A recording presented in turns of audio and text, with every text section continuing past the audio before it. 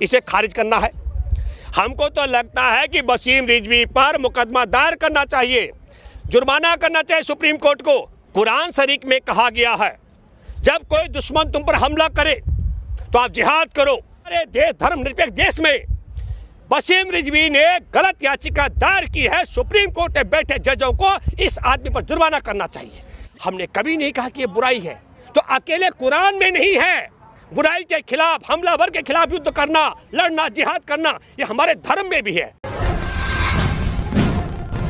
नमस्कार, मैं आपका एमडी नासिर। देखा होगा कि मेन स्ट्रीम मीडिया में, सोशल मीडिया पे एक वसीम रिजवी नाम का एक शख्स है जो इतने सेंसिटिव मामले पे आज जब देश में आंदोलन चल रहा है किसानों का, 3 महीने से ज़्यादा हो गए आंदोलन को चलते चलते, आज पश्चिम बंगाल में और केरल में, अलग अलग राज्यों में, 5 राज्यों में चुनाव होने वाले हैं।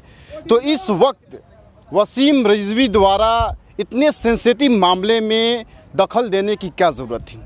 कुरान की जो अल्लाह पाक की किताब कही जाती है, कलीमुल्लाह कही जाती है, उस किताब को, उस किताब से 26 आयत को मिटाने के लिए उसने सुप्रीम कोर्ट में उसने पिटीशन डाली है। इसी मौजू पे हम बात करेंगे। वसीम रिजवी के द्वारा जिस तरह से सेंसिटिव मामले पे उन्होंने जिस तरह से कदम उठाया है, क्या कहेंगे आप उस पर? पहली बात तो मैं ये कहता हूँ, मूर्खता है। मैं हैरान हूँ सुप्रीम कोर्ट ने क्यों स्वीकार किया। चांदमल चोपड़ा ने ये पिटीशन फाइल की थी कलकत्ता हाई कोर्ट में, और डबल बेंच का फैसला है। डबल बेंच का फैसला बहुत सारे फैसलों को ध्यान करने के बाद, अध्ययन करने के बाद, इस नतीजे पर कलकत्ता हाई कोर्ट ने कहा कि लोकतंत्र में, धर्मनिरपेक्ष देश में, किसी के भी जो मजहबी किताबें हैं उनमें हस्तक्षेप नहीं किया जा सकता है। तो पहली बात तो मैं ये कहता हूँ, सुप्रीम कोर्ट में बैठे जजों ने इसे स्वीकार क्यों किया। और दूसरा, मैं दावे के साथ में कह सकता हूँ, इसे खारिज करना है। हमको तो लगता है कि वसीम रिजवी पर मुकदमा दायर करना चाहिए, जुर्माना करना चाहिए सुप्रीम कोर्ट को। तुमने ये बेजा क्यों दायर किया? मैं आपको बताना चाहता हूँ, जिन आयतों पर उसका सवाल खड़े किया है वसीम रिजवी ने, आपके माध्यम से मैं दर्शकों से कहना चाहता हूँ। कुरान शरीफ में कहा गया है, जब कोई दुश्मन तुम पर हमला करे तो आप जिहाद करो, उस हमले का विरोध करो। ये हमला हमारे किसान आंदोलन पर है, 3 काले कानून का हम विरोध कर रहे हैं, जिहाद कर रहे हैं। ये हम जिहाद कर रहे हैं, ये 3 काले कानून वापस लो। दूसरी बात है, जो आपके शरीर में, आपके वाणी में, आपके कर्म में जो बुराइयां हैं, उनको खत्म करने का जिहाद करो। और मैं ये कहना चाहता हूं, वसीम रिजवी अगर ये कहते हैं, और सुप्रीम कोर्ट में बैठे रजिस्ट्रार ने कैसे तो स्वीकार किया, 800 वर्ष से ज़्यादा हमारे देश में मुस्लिम शासकों का राज रहा। अगर ये कुरान शरीफ आतंकवादियों का वो बनाता है, नर्सरी है, तो 800 वर्ष तक इस देश में आतंकियों का अगर राज रहता तो फिर इस देश में मुसलमान के अलावा और कोई होता ही नहीं। मैं भूपेंद्र रावत तो होता नहीं।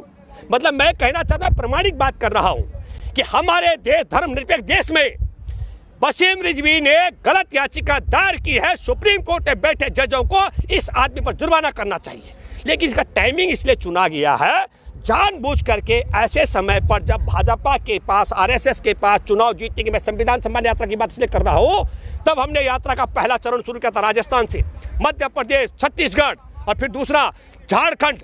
मैं दावे के साथ कह सकता हूं, जिन जिन राज्यों से हम गुजरे, उन राज्यों में चुनाव हुए विधानसभा के, भाजपा को बेदखल होना पड़ा। इन 5 राज्यों में से भाजपा, एक राज्य आसाम से जहां से बेदखल हो रही है, केरल में तो शून्य पर जाएगी। और मैं आपको कहना चाहता, पश्चिम बंगाल में जितने इनके सांसद हैं, इनके पास उम्मीदवार नहीं है विधानसभा का चुनाव लड़ने के लिए।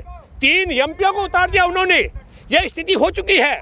दर्शक नहीं इसको मिलते हैं, श्रोता नहीं मिल रहे, तो जिसको देखने वाला नहीं, सुनने वाले से वोट कहां से मिलेगा? इसलिए रणनीतिक तौर पर जानबूझकर इस समय कहा जा रहा है कि कुरान शरीफ की आयतों का तो मैं एक बात कहना चाहता हूं, जान कर अनजान बनना ये महा दुष्कर्म है, और न्यायार्थ अपने बंधु को भी दंड देना धर्म है।